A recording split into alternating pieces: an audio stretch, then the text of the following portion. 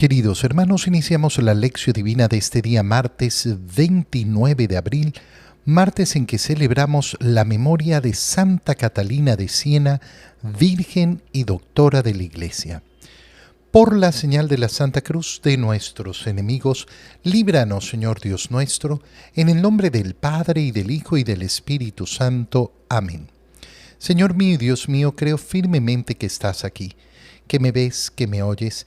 Te adoro con profunda reverencia, te pido perdón de mis pecados y gracia para hacer con fruto este tiempo de lección divina. Madre mía Inmaculada, San José, mi Padre y Señor, Ángel de mi guarda, interceded por mí. En la primera lectura de este día martes continuamos leyendo el libro de los Hechos de los Apóstoles, capítulo 4, versículos 32 al 37. La multitud de los que habían creído tenían un solo corazón y una sola alma.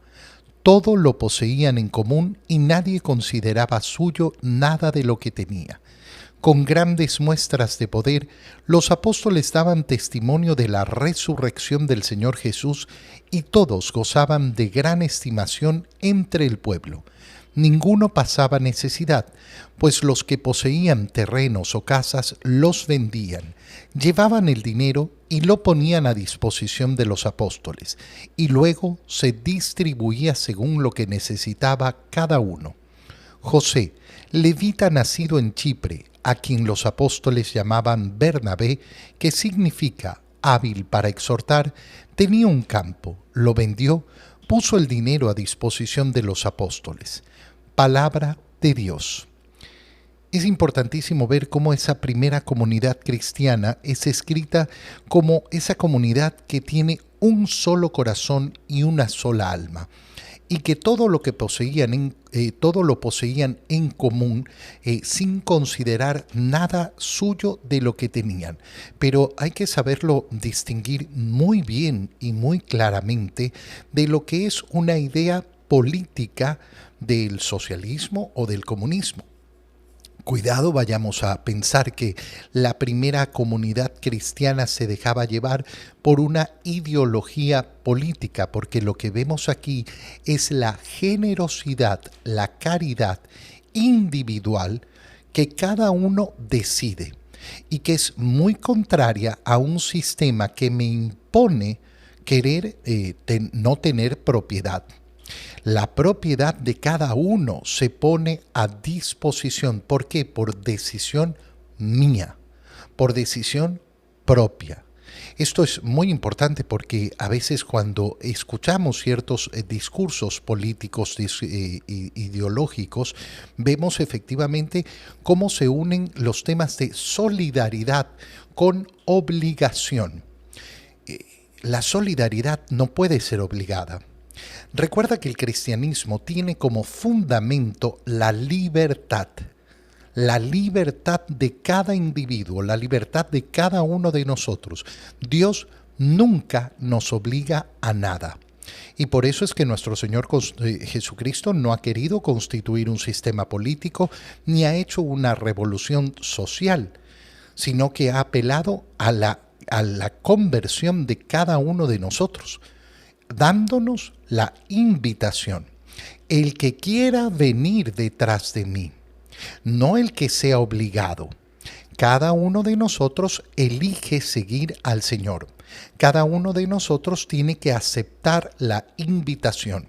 Y en esa invitación descubre efectivamente el camino maravilloso de la caridad, del amor al prójimo, del estar preocupados por el bienestar de la Iglesia para que pueda realizar su misión y lógicamente para vivir como hermanos la caridad, pero siempre en la total y absoluta libertad de cada uno. Por eso en la Iglesia no vas a encontrar imposiciones. No existe un impuesto de parte de la Iglesia. Y lamentablemente en esos países donde hay una unión entre la vida de la Iglesia y los impuestos, que lamentablemente sucede, se producen situaciones tan aberrantes, se producen situaciones tan lamentables que se tratan de justificar de mil formas.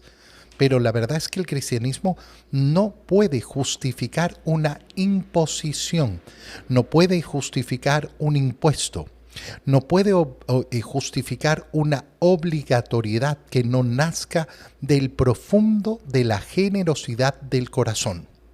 Si mi corazón no es generoso, bueno, eso lo tendré que responder delante de Dios. Pero nadie en esta tierra me puede obligar a vivir la generosidad, porque entonces ya no es generosidad. Y entonces la comunidad vive efectivamente como si tiene un solo corazón y una sola alma, poniendo en común todo aquello que poseen. Con grandes muestras de poder, los apóstoles dan testimonio de la resurrección del Señor. ¿Qué quiere decir esto? Con esos milagros que van realizando y con esa predicación profunda de la palabra del Señor, siempre poniendo el énfasis en la resurrección. ¿Qué es lo que predicamos? A Cristo muerto y resucitado. Cuando el centro de la evangelización se vuelve otra cosa, entonces perdemos la evangelización. Y podemos encontrarnos con discursos pseudo-cristianos que hablan de bien y de bondad y que no hablan de Jesucristo resucitado. Entonces no hablamos de cristianismo. Entonces hablaremos de un humanitarismo, entonces hablaremos de cosas lindas, de cosas bonitas, de una moral pseudo-cristiana, pero no hablaremos verdaderamente de cristianismo, porque el cristianismo es anunciar a Cristo, vivo y resucitado, es transmitir su palabra. Ninguno pasaba necesidad, pues los que poseían terrenos o casas los vendían y llevaban el dinero y lo ponían a disposición de los apóstoles. Se nos vuelve a mencionar este tema y vuelvo a recalcar, con total y absoluta libertad, como debe ser la generosidad, como debe ser la caridad. Aquí en nuestro país alguna vez se impuso un impuesto que se llamó solidario. Claro, es el absurdo mismo. ¿Por qué? Porque la solidaridad no puede ser impuesta. La generosidad no puede ser impuesta. En el momento en que la imponemos, la destruimos. La arruinamos completamente. No, es que yo, el Estado, sé lo que es el bien para todos y todos tienen que ser generosos.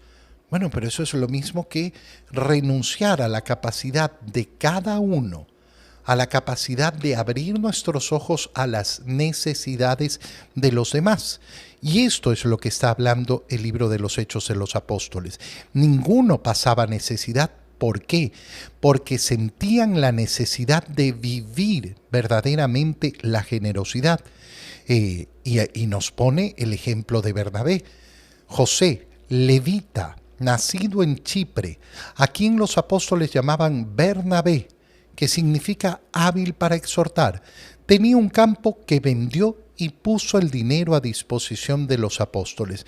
Esta va a ser siempre la vida de la iglesia. La vida de la iglesia se basa en la generosidad que tienen las personas. ¿Por qué la iglesia tiene bienes? Porque los fieles han querido poner sus bienes a disposición de la iglesia. Fíjate, por ejemplo, qué importante es esto cuando tú escuchas discursos ideológicos, porque no son otra cosa. La iglesia debería vender los bienes que tiene. ¿Cómo voy a vender los bienes que entregaron aquellos que han querido entregar esos bienes para un fin particular? Imagínate la construcción de una iglesia. No, deberían venderla. ¿Cómo vamos a venderla? ¿Y qué pasa con aquella persona que con gran esfuerzo en su momento dio su dinero con generosidad porque quiso justamente para construir esa iglesia y para que a lo largo de los siglos pudieran reunirse las personas a rendir el debido culto a Dios? Y lo mismo ocurre con todas las cosas. No podemos olvidarnos de lo que querían hacer, de cuál era el deseo del corazón del donante. Y de hecho es algo que siempre tiene que ser muy respetado. Si una persona viene a mí y me dice, Padre, le quiero donar este dinero para la construcción de esto, ¿para qué lo tengo que utilizar? Para eso, para lo que el donante me está diciendo. Quiero que este dinero se utilice para atender a los enfermos. Ah, no, pero es que yo quiero utilizarlo para otra cosa porque no tengo que respetar la voluntad del donante. Tengo que respetar para qué ha querido esa persona destinar su generosidad. En el Evangelio, leemos el Evangelio de San Juan, capítulo 3, versículos 7 al 15. En aquel tiempo Jesús dijo a Nicodemo, no te extrañes de que te haya dicho tienen que renacer de lo alto. El viento sopla donde quiere y oyes su ruido, pero no sabes de dónde viene ni a dónde va. Así pasa con quien ha nacido del Espíritu. Nicodemo le preguntó entonces, ¿cómo puede ser esto? Jesús le respondió, ¿tú eres maestro de Israel y no sabes esto? Yo te aseguro que nosotros hablamos de lo que sabemos y damos testimonio de lo que hemos visto, pero ustedes no aceptan nuestro testimonio. Si no creen cuando les hablo de las cosas de la tierra, ¿cómo creerán si les hablo de las celestiales? Nadie ha subido al cielo sino el Hijo del Hombre que bajó del cielo y está en el cielo.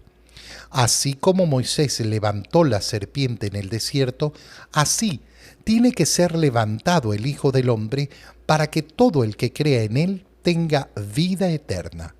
Palabra del Señor. Recordemos que el día de ayer hemos iniciado la lectura del Evangelio de San Juan que vamos a llevar a lo largo de este tiempo de Pascua. Y hemos iniciado ayer la lectura del capítulo 3 del Evangelio de San Juan que está dedicado sobre todo a la doctrina del bautismo. Y empieza ese capítulo 3 con la llegada de este personaje Nicodemo, un magistrado judío, una persona importante dentro del judaísmo, respetado, pero va a ver a Jesús de noche. Después lo veremos en la pasión, junto a José de Arimatea, yendo a sepultar al Señor. Y Nicodemo le ha admitido, vengo, ¿por qué? Porque creo que vienes de parte de Dios, porque nadie puede hacer lo que tú haces si no viene de parte de Dios. Y Jesús le ha comenzado a explicar entonces la doctrina del bautismo, que es un renacer en el agua y el espíritu, y que es condición para poder entrar en el reino de los cielos. Leemos de nuevo hoy la última parte de lo que leíamos ayer. No te extrañes de que te haya dicho que tienen que renacer de lo alto. Y esto no va a ser algo visible, no es una gracia visible. Yo en el bautismo me convierto en hijo de Dios. Esta es una realidad. Ay, ¿cómo lo puedo comprobar? No, hermano mío, en los sacramentos no comprobamos absolutamente nada. Los sacramentos son un camino de fe. Yo tengo que decidirme a aceptar la palabra del Señor. Si yo pretendo vivir el camino de fe con comprobaciones, entonces no voy a caminar nunca el camino de la fe. El camino de la fe se basa justamente en creer aquello que no puedo ver. Pero resulta que justamente caminándolo es como recibo las comprobaciones.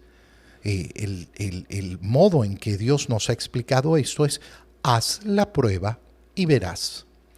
Haz la prueba y entonces podrás comprobarlo. Haz la prueba de lo que significa la grandeza del bautismo. Haz la prueba de lo que significa la grandeza de la confesión. Haz la prueba de lo que significa la grandeza de la Eucaristía. Haz la prueba de lo que significa la grandeza de la oración. Y en la medida que vivas la fe, entonces tendrás la seguridad que quieres, la seguridad que buscas para seguir caminando el camino del Señor. Esto es lo que va a pasar con los que han nacido del Espíritu. Y Nicodemo le pregunta entonces, ¿pero cómo puede ser esto? Y fíjate la respuesta de Jesús. Tú eres maestro de Israel y no sabes esto. ¿Qué le está diciendo? ¿Acaso tú tienes tu fe basada solo en lo que ves? ¿Solo en lo que puedes comprobar? Si yo te estoy hablando de una cosa tan natural, sabes que existe el viento, lo sabes, pero no lo ves. Bueno, del mismo modo sabes que existe la gracia de Dios, aunque no la veas, pero no sabes ni esto, ni siquiera cómo funciona esa gracia de Dios. Yo te aseguro, nosotros hablamos de lo que sabemos y damos testimonio de lo que hemos visto.